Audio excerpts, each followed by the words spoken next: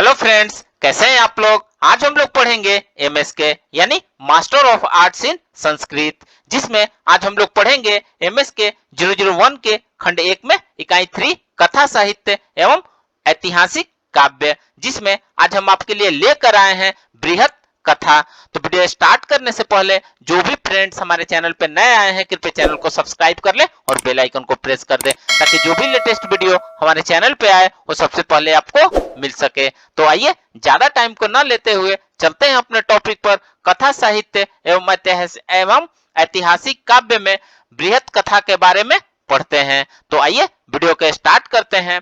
85 प्रकृत में लिखी गई यह लोक कथा वस्तुतः लोक कथाओं का अनुपम संग्रह है।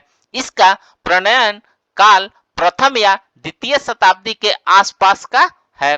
कथा सारित्सगर नामक कथा ग्रंथ में भी इसकी रचना की परिस्थितियों का विस्तृत वर्णन प्राप्त होता है। सतवाहन नरेश की राज्यसभा में संस्कृत भाषा सिखाने की एक बाजी में हार जाने के कारण गुणाधय को संस्कृत बोलना छोड़ देना पड़ा एवं परेशान होकर वे विंध्याटवी में पशुओं पक्षियों की 85 भाषा में कथाएं सुनने लगे। उन्हीं कथाओं में से कुछ कथाएं बच गई, वे बृहत कथा कहलाई। बृहत कथा इस समय उपलब्ध नहीं है। इसका अंतिम संस्करण 1017 ईस्वी में संस्कृत में निकला था। इस तिथि के पूर्व तक अनेक संस्कृत कवियों ने इस कथा को मुक्त कंठ से प्रशंसा की थी, जैसे बाणभट्ट, दंडी, सुबोधु, धनपाल, त्रिविक्रम भट्ट और गोवर्धनचार्य इत्यादि ने किया था।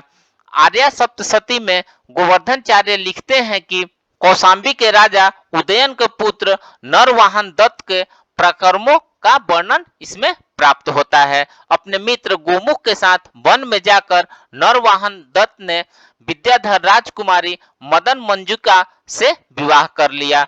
मदन मंजुका को एक विद्याधर मानस वेग उड़ा ले गया। मानस वेग की बहन वेगवती ने मदन मंजुका का पता लगाने में नरवाहन दत्त का बहुत सहायता की। अंत में वह अपने प्रयत्न में सफल हुआ और विद्याधरों का राजा हो गया। आइए अब नेक्स्ट देखते हैं बेताल पंच बिसंती।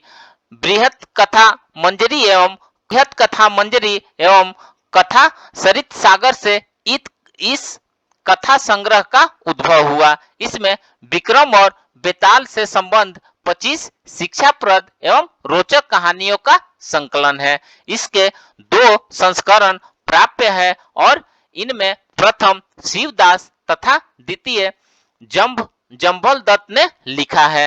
मंगोल भाषा में सिद्धूकुर अलौकिक शक्तिशाली मृतक नाम से इसका रूपांतरण हुआ है। इसकी कथा इस प्रकार है। राजा विक्रमादित्य यानी विक्रमसेन को एक भिक्षुक प्रति वर्ष एक फल देता है जिसमें एक रत्न रहता था। उस भिक्षु को सहायता के लिए एक बेताल यानी भूत से अधिष्ठित शव लाने के लिए श्मशान जाता था। बेताल इस शर्त पर तैयार हो जाता था कि राजा मार्ग में चुप रहे। वह मार्ग में उसे पहेली वाली कहानी सुनाता था और राजा से उसका उत्तर मांगता था।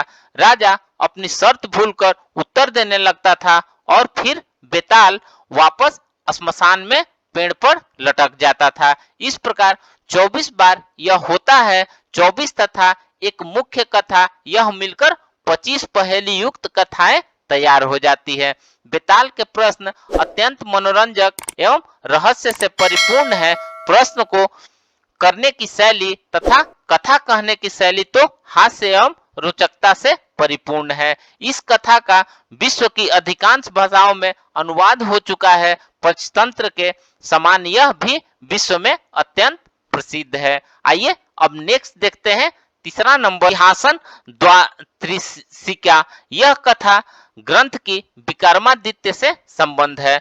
मनोरंजकता और लोकप्रियता में यह ग्रंथ अन्य ग्रंथों से बढ़कर है। राजा भोज नाम का होने के कारण इसकी रचना काल 11वीं शताब्दी के उत्तरार्ध का निश्चित होता है। इस ग्रंथ के अन्य नाम भी प्रचलन में है। कथा है कि एक बार एक राजा भोज को भूमि में गड़ा हुआ विक्रमादित्य का सिंहासन प्राप्त हुआ। उसमें 32 पुतलियां लगी हुई थी। जब सिंहासन को स्वच्छ कराने के बाद भोज ने उस पर बैठने का प्रयास किया, तब उन पुतलियों ने उन्हें रोक दिया और विक्रमादित्य के न्याय से संबंध कथाएं सुनाई। इन 32 कथाओं में विक्रमादित्य के सत्य, पराक्रम, उदारता, न्याय का वर्णन है, जो उन गुणों से युक्त है। वही उस सिंहासन का अधिकारी होगा। इस प्रकार भोज उस पर नहीं बैठ पाते। इसके 3 संस्करण प्रचलित है, केवल पद में, दूसरा गद में, तीसरा गद पद मिश्रित में। मनोरंजन की दृष्टि से यह कथा बहुत ही लोकप्रिय है। आइए नेक्स्ट 4 नंबर पॉइंट देखते हैं, सूक्त सतपति। इसमें 70 रोचक कथाएं हैं। प्रत्येक कथा स्वतंत्र कथा है। इसके लेखक का नाम और रचना काल अज्ञात है। जैनाचार्य हेमचंद्र इससे परिचित हैं, अतः इसका रचना काल 11वीं शताब्दी से पूर्व समझना चाहिए। 14वीं शताब्दी में तुतीनामा नाम से इसका फारसी रूपांतरण नकवसी ने किया था। परिष्कृत संस्करण के लेखक चिंतामणि भट्ट हैं तथा सामान्य संस्करण के लेखक श्वेतांबर जैन हैं। रिचर्ड स्मिथ ने जर्मन भाषा में इसका अनुवाद किया। इसकी कथा इस प्रकार है कि हरदत्त नामक एक व्यापारी के मदन सेन नामक एक मूर्ख पुत्र था। वह मदन सेन व्यापार छोड़कर अपना संपूर्ण समय पत्नी के साथ प्रेमालाप में ही व्यतीत करता था। इससे परेशान होकर हरदत्त ने उसे 2 पक्षी उपहार में देता है। वे दोनों बुद्धिमान पक्षी, जिनमें एक तोता और एक कौवा, उसके सन्मार्ग पर ले आता है। तोता युक्ति से उसको अपने बस में कर लेता है और प्रतिदिन एक एक कथा सुनाते हुए 70 रात्रियों में 70 कथा सुनाकर उसके जीवन के समय में उसका मनोरंजन करता है।